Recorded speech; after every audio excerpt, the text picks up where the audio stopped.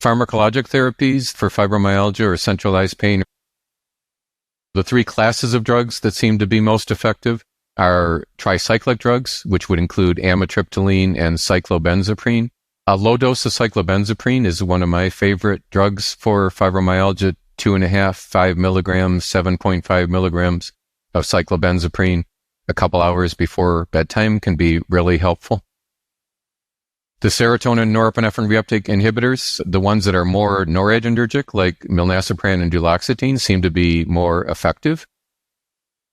And then the gabapentinoids, such as pregabalin and gabapentin, these drugs can be quite helpful. They're probably working, at least in part, by helping improve sleep. And one of the things you should know about these drugs is you often can get, by just using a single nighttime dose of these drugs rather than giving them 2 to 3 times a day, and often that will have the same beneficial effect with less of the side effects we see with other drugs.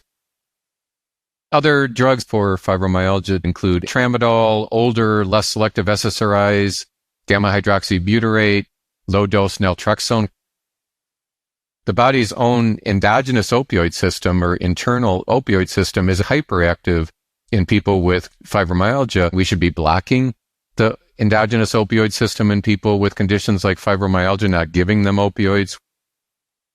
We actually might likely be making conditions like fibromyalgia worse by giving someone an opioid. We've historically focused on the fact that opioids don't make people better, but there's a lot of evidence and it continuing to emerge that a lot of individuals with chronic pain that are giving opioids that develop opioid-induced hyperalgesia, and their pain is literally made worse by that class of drugs, not simply not made better.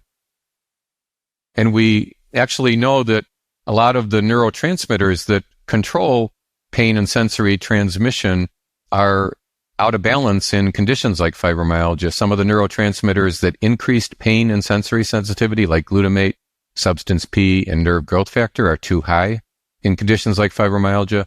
Other neurotransmitters that decrease pain and sensory sensitivity, like norepinephrine, serotonin, GABA, are too low.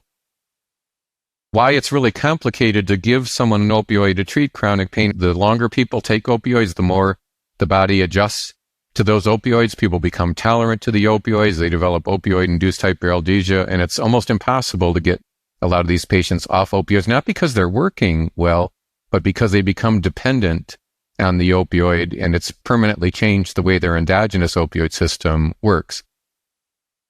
This study is a particularly cautionary tale. We did PET with carfentanil, which is a highly potent opioid, at the same time as we did functional MRI in people with fibromyalgia, and it looked as though these individuals with fibromyalgia are overproducing endogenous opioids like endorphins and enkephalins in brain regions, and that might be driving the worsening of fibromyalgia.